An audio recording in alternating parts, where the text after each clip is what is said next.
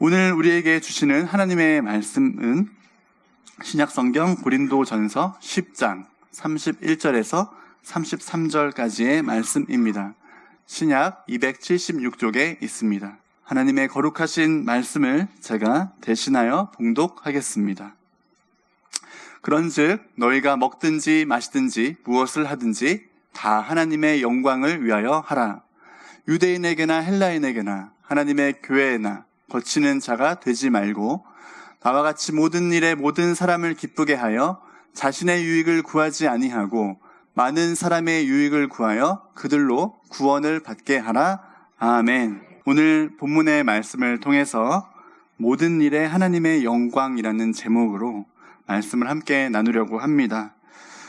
오늘날 우리는요, 과거에 다른 어떤 시대보다 더 다양한 자유를 요구하는 시대를 살고 있습니다. 그리고 그렇게 요구하는 자유만큼이나 그 요구한 자유를 거의 다 모두 누리는 그런 시대를 살고 있습니다.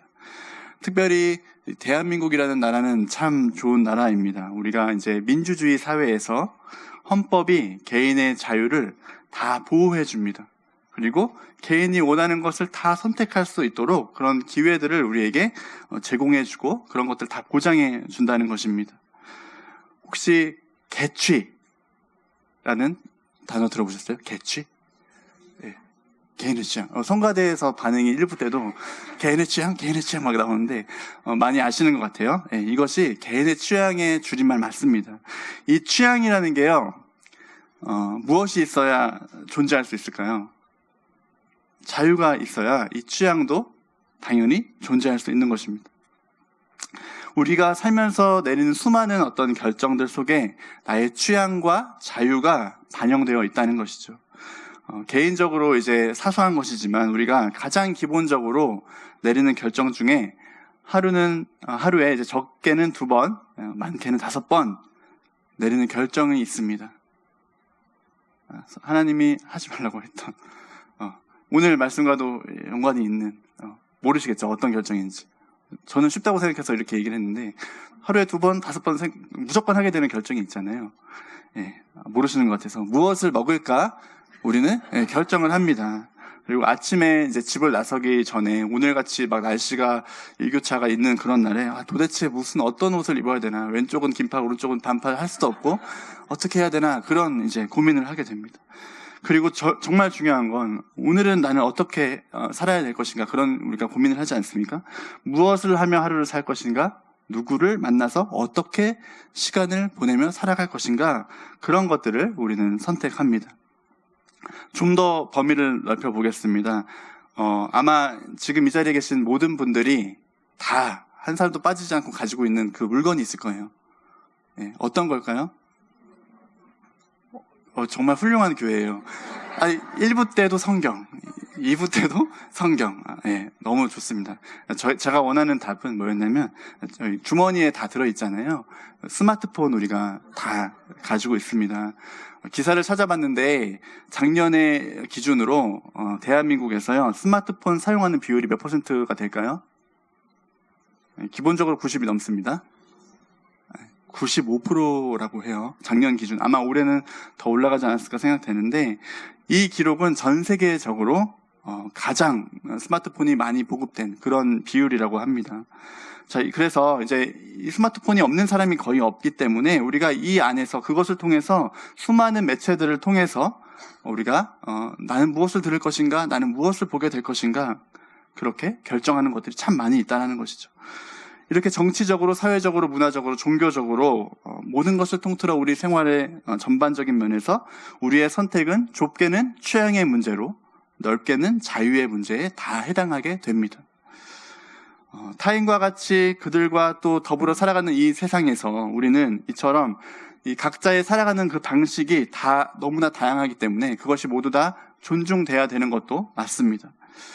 그러나 나의 선택과 이 행동이 과연 어떠한 결과를 가지고 오는가, 다른 사람에게 어떤 영향을 미치는가, 그에 따른 책임은 무엇인가, 우리가 누리는 광범위한 자유보다 이러한 측면은 잘 생각하지 못하는 것 같습니다. 이렇게 모두가 자유를 누리는 세상에서요, 인간을 두 부류로 나눠 본다면 이렇게 나눌 수 있습니다.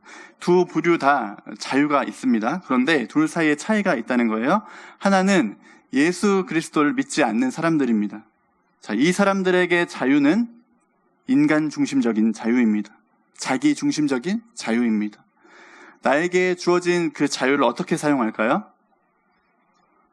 인간 중심적이니까 나의 욕구를 만족시키는 것에만 씁니다. 나의 기쁨과 즐거움을 줄 수 있는 것들에 나의 자유를 쓰게 되는 것입니다. 다른 하나는 예수 그리스도를 믿는 그리스도인들입니다. 예수님을 믿어서 구원을 얻고 그 그리스도인의 자유를 이제 누리게 되는 그 사람들의 그 자유는 앞서서 말한 비그리스도인의 자유와는 다른 것이죠. 어떻게 되어야 할까요? 그리스도 중심적이어야 되고 또 하나님을 기쁘시게 해야 됩니다. 명백하게 반대가 되는 것입니다. 자, 그렇다면 우리는 이 세상을 살아가면서 그리스도인의 자유란 무엇을 위한 것인가? 이를 통하여 우리의 삶의 지향점이 어디인지를 함께 살펴보려고 합니다. 오늘 이제 본문을 볼 텐데, 고린도전서를 보면 7장부터 16장까지는요, 고린도 교인들이 가지고 있던 현실적인 문제들에 대해서 바울이 이제 가르침을 주고 있습니다. 오늘 본문 말씀인 10장은 8장에서 다뤄졌던 문제로 우상에게 바친 음식을 먹는 문제에 대해서 그것과 함께 연관지어서 보아야 합니다. 이를 위해서 잠시 고린도 지역의 당시 상황을 함께 살펴보아야 되는데, 당시 고린도라는 도시는요, 그리스에서 굉장히 부유했던 도시 중 하나였습니다. 지리적으로 너무나 좋은 위치였어요. 그리고 상업적으로도 중요한 무역 도시였습니다. 그렇기 때문에 여러 가지 문화와 예술, 종교, 그 모든 것들이 혼합되어서 공존했던 그런 곳이었습니다. 그리스 신화를 보면 태양의 신으로 누가 나오죠? 네, 아폴로라는 신이 있습니다. 그리고 이건 좀 아실 것 같아요. 바다의 신, 포세이돈. 네, 맞습니다. 그런 신들이 이제 이 고린도 지역에서 자기가 각자 만들어낸 그런 신들, 우상을 숭배하는 일들이 일상적으로 너무나 흔했던 도시였다는 것이죠. 수많은 이방신들이 있었던 것만큼 다양한 종교적인 의식이나 제사나 축제와 같은 것들이 너무나 성행했던 그러한 도시였습니다. 자, 이렇게 이방의 신들을 제사할 때 그냥 가지 않죠. 네, 어떻게 합니까? 그 당시에 보면 제물을 가지고 올라갑니다. 그래서 이제 제사를 마친 후에 이제 음식이 남게 되잖아요. 그 음식을 시장에서 다시 사고 파는 그러한 일들도 계속 있었고, 또 그 음식을 사서 개인의 집에서 먹거나 아니면 친구를 초대해서 잔치에 초대해서 그것을 이제 먹었던 것이죠. 자, 고린도 교인들이 이 지점에서 이제 문제를 제기하는 겁니다. 서로 간에 의견 충돌이 있었던 것 같아요. 이런 겁니다. 이방의 신에게 올렸던 고기를 시장에서 샀다면 이 고기를 그리스도인들이 과연 먹어도 되는 것인가? 이것이 개인의 자유로서 괜찮다고 할 수 있는가? 네. 아니면 신앙적으로 보았을 때 이게 맞는가? 이렇게 이제 문제를 삼았던 것이죠. 자, 이 시대로 돌려서 예를 들어보겠습니다. 한 그리스도인이 있습니다. 그리고 한 예수 믿지 않는 친구가 있습니다. 근데 그 친구가 그리스도인을 이제 초대한 겁니다. 자기 집으로. 얼마 전에 추석을 저희가 다 보냈는데 이제 예수 믿지 않는 그 친구가 제사를 지낸 것이죠. 그 제사를 지낸 그 음식을 친구한테 이제 주는 거예요. 이걸 먹으라고. 그러면 이거를 먹는 게 맞는 건가? 이게 신앙적으로 맞나? 이렇게 이제 고민했다라는 겁니다. 이런 이슈로 고린도 교인들 간의 입장이 서로 달랐던 것이죠. 이 논쟁에 대해서 두 그룹이 있었습니다. 한 그룹은 고린도 교회 안에서 지식 있는 자들로 불리는 사람들이었습니다. 자, 이 사람들은 방언과 예언 같은 성령의 은사들 다 받은 사람들로서 흔히 믿음이 좋다라고 여겨지는 그러한 사람들을 일컬어서 말하는 것이었고요. 이 사람들은 어떤 생각과 그런 신앙의 믿음을 가지고 있었냐면 너무 당연하지만 하나님은 오직 한 분이시다. 그리고 유일하신 신이시다. 그러므로 다른 우상은 존재하지 않는다. 우상은 다 허상이다. 거짓일 뿐이다. 이렇게 이제 믿었던 것이죠. 그렇기 때문에 역설적으로 이방의 신에게 올렸던 고기를 먹는 것은 가능하다, 불가능하다? 가능하다라고 얘기합니다. 왜냐하면 어차피 신은 여호와 하나님 한 분이신데 이 허상 있지도 않은 우상에게 올린 것은 어차피 무효라는 것이죠. 그래서 아무 상관이 없다. 이 음식을 먹어도 신앙적으로는 아무 문제가 없다라는 입장을 취했던 사람들입니다. 다른 한 그룹은요, 성경에서 이제 믿음이 약한 자들로 이렇게 분류되는 사람들인데, 이 사람들은 다른 종교에서 개종한 지 얼마 되지 않은 사람들, 쉽게 말해서 예수님을 영접한 지 얼마 되지 않은 그러한 그리스도인들이었습니다. 이 사람들도요, 당연히 하나님만이 유일한, 여호와 하나님만이 유일한 신이시다는 것을 머리와 지식적으로 다 알고 있습니다. 그런데 어디서 걸리냐면 이 마음의 양심에서 걸리는 겁니다. 감정적으로 죄책감을 느끼는 것이죠. 이걸 먹으면 이게 죄를 짓는 것인가? 이걸 안 먹으면 죄를 안 짓는 것이 되는 것인가? 이렇게 이제 헷갈리는 그러한 입장이었던 겁니다. 자, 이렇게 서로 엇갈리는 이 논쟁에 대해서 바울은 대전제로 이렇게 이야기합니다. 우리 화면을 통해서 함께 보면 좋겠는데요. 고린도전서 10장 23절의 말씀입니다. 함께 한 목소리로 읽어보겠습니다. 시작. 모든 것이 가하나 모든 것이 유익한 것은 아니요 모든 것이 가하나 모든 것이 덕을 세우는 것은 아니니 누구든지 자기의 유익을 구하지 말고 남의 유익을 구하라. 예, 바울은 그리스도인으로서 가지는 자유에 대해서 모든 것이 어떻다고 말합니까? 가하다. 모든 것이 허용된다라고 말하고 있습니다. 그런데 여기서 말하는 이 자유라는 것이요, 앞서서 말한 인간 중심적인 자유가 아니라 그리스도 중심적인 자유를 말하는 것입니다. 예수 그리스도께서 십자가에 달리셔서 인간의 죄를 대속하신 그 사건, 그것으로 말미암아 이제 우리가 율법으로부터 벗어나서 오직 믿음으로 말미암아 구원을 얻었습니다. 그 자유를 그리스도인의 자유라고 이야기하는 것이죠. 자, 예수님의 구원과 상관없는 예수님을 떠난 자유가 아니라 예수님이 주신 그 자유 안에서 모든 것이 가능하다라고 바울은 이야기하는 것입니다. 그리스도를 통해서 얻어진 자유에는 조건이 있다라는 것입니다. 그것을 오늘 본문 31절에서 이렇게 이야기합니다. 제가 한번 읽어보겠습니다. 그런즉 너희가 먹든지 마시든지 무엇을 하든지 다 하나님의 영광을 위하여 하라. 바울이 그리스도인의 자유에 대해서 강조하고 있는 첫 번째 원칙이 무엇입니까? 그리스도인은 무엇을 하든지 다 하나님의 영광을 위하여야 한다. 그것이 첫 번째 원칙이라는 것입니다. 무엇을 얘기합니까? 그리스도인이 가지고 있는 모든 자유의 방향성은 어디를 향해야 된다는 것입니까? 하나님의 영광에 향해야 된다라고 이야기하는 것입니다. 우리의 모든 선택과 우리가 하는 모든 생각과 행동이 우리의 삶의 모든 목적과 지향점이 하나님의 영광을 향해 있어야 된다라고 바울은 이야기하는 것입니다. 그래서 우리가 가끔씩 생각할 필요가 있어요. 우리는 사실 이것들을 잘 기억하지 못하고 살아내는데 이렇게 한번 질문해 볼 수 있습니다. 지금 내가 하고 있는 생각들이 정말 하나님이 보시기에 어떨까? 내가 지금 하고 있는 이 말들이 하나님이 들으시기에는 어떻게 들릴까? 이것이 합당한 말씀일까? 내가 살아가는 삶의 방향들이 하나님을 기쁘시게 하는 그 지점이 맞는가? 우리는 스스로 질문하고 기준을 세워가야 될 것입니다. 그리고 그 기준 안에서 예수님께서 허락하신 그 자유를 누려야 한다는 것이죠. 내가 가진 자유로 무엇을 선택하는가? 내가 무엇을 할 수 있는가? 또는 내가 무엇을 할 수 없는가? 이것이 신앙적으로 옳은 것인가? 그렇지 않은가? 이러한 것보다 더 중요한 것은, 더 우선되어야 하는 것은 자유를 누리는 나의 선택이 하나님께 영광이 되는가? 그것이 더 중요하다는 것입니다. 바울이 말하는 포인트가 이 지점인 것이죠. 바울은 그리스도인의 자유에 대해 또 말합니다. 그러나 모든 자유가 허용되었다고 해서, 그렇다고 해서 모든 것이 어떻다고 합니까?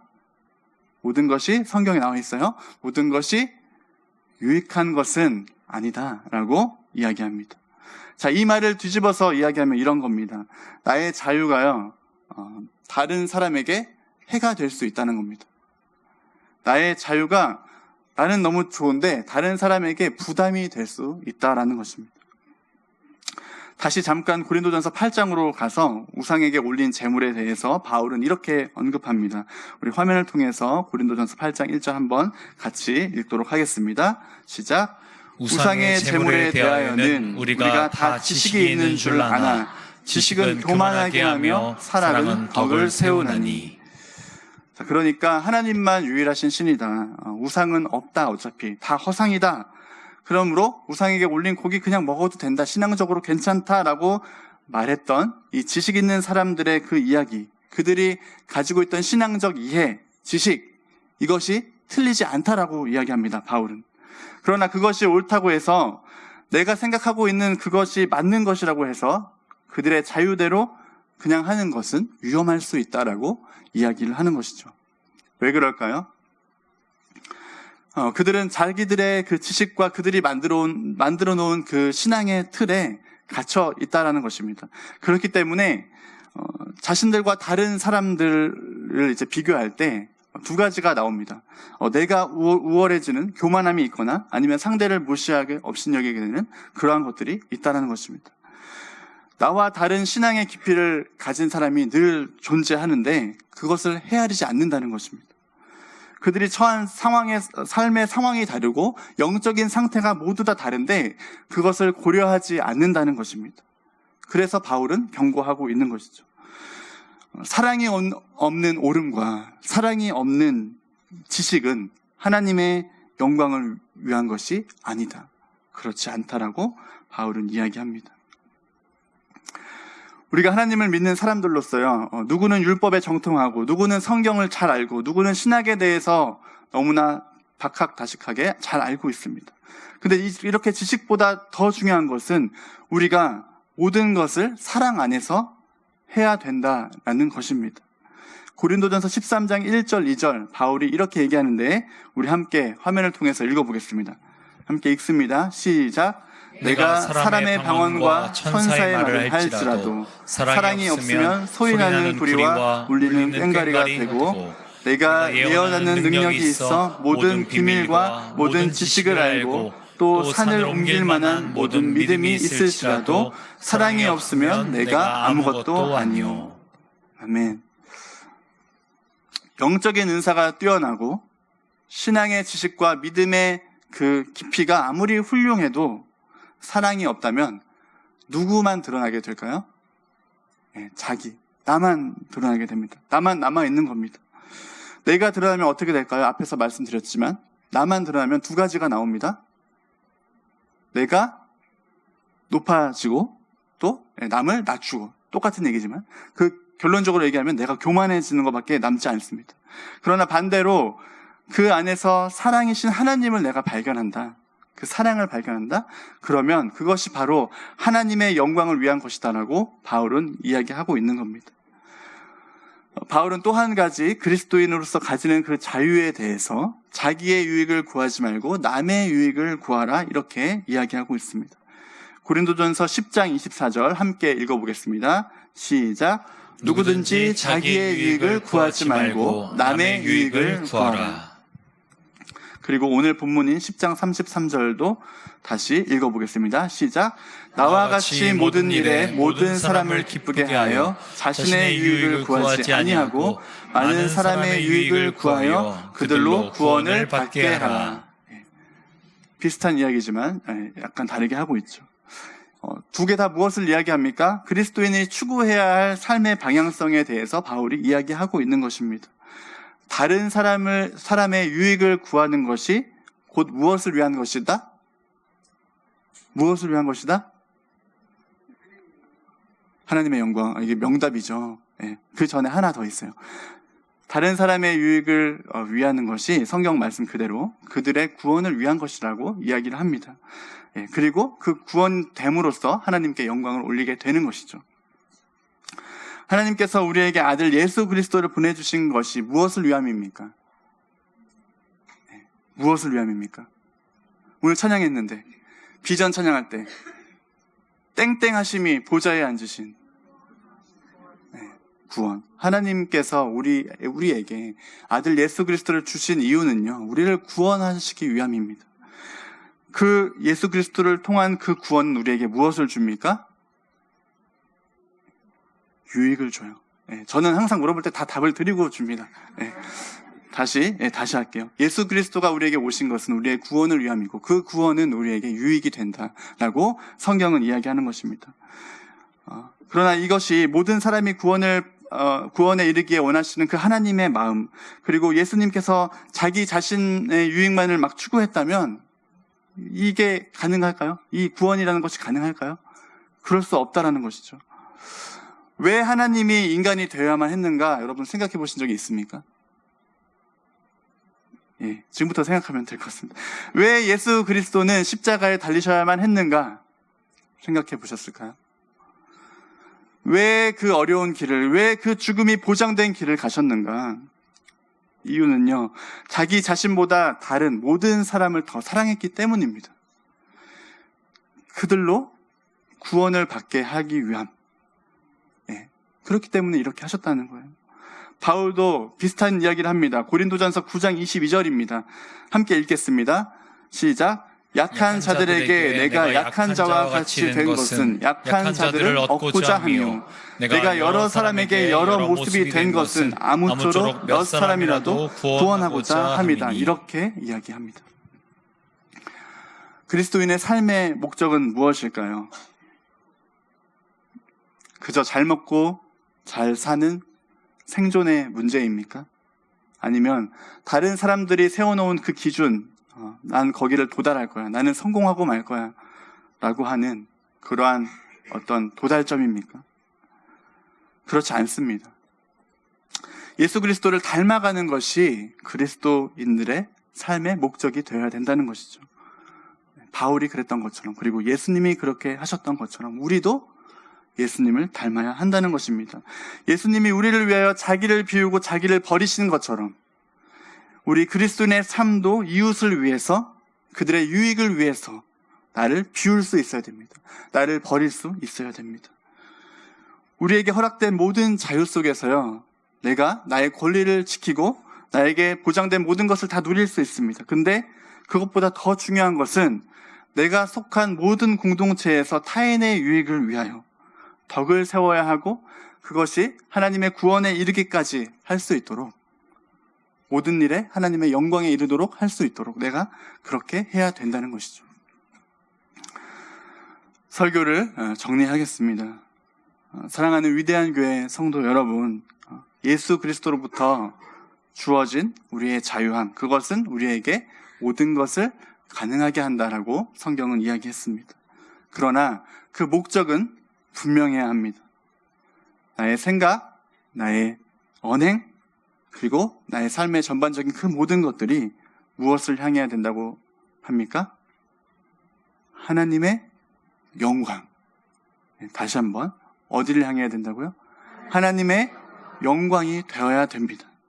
이것은 어떤 무거운 숙제나 어떠한 의무나 뭘 꼭 이렇게까지 해야 되나 너무 힘들다라고 생각하는 것이 아니라, 이것은 그리스도인에게 주어진 정말 특별한 권리이다. 그리스도인으로서 반드시 누릴 수 있는 그러한 권리라는 것을 우리는 알아야 됩니다.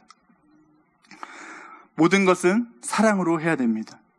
하나님과의 나와의 그 관계가 사랑으로 충만하다고 해서 그것으로 완전하지 않습니다. 그 사랑의 관계를 넓혀서 우리의 이웃과 우리의 세상 가운데 흘려보내야 되는 것이죠. 우리 공동체 안에서도 다른 사람의 유익을 우리가 구해야 되는 것이고, 또 서로 섬겨야 되고 서로 사랑하며 그 안에서 사랑 그 자체이신 하나님을 드러내야 합니다. 신앙을 가져온 그 배경이 우리가 다 다르고 연륜이 다 다르다고 해서, 신앙의 깊이가 다 다르다고 해서, 나와 생각이 다르다고 해서 그들에게 걸림돌이 되면 안 된다는 거예요. 이번 한 주간을 살아가시면서 이렇게 한번 아침 저녁으로 해보면 어떨까, 한 가지 약속을 해봤으면 좋겠습니다. 무엇이냐면, 아침을 시작할 때 거울 앞에서 이렇게 다짐하면서 선포하는 겁니다.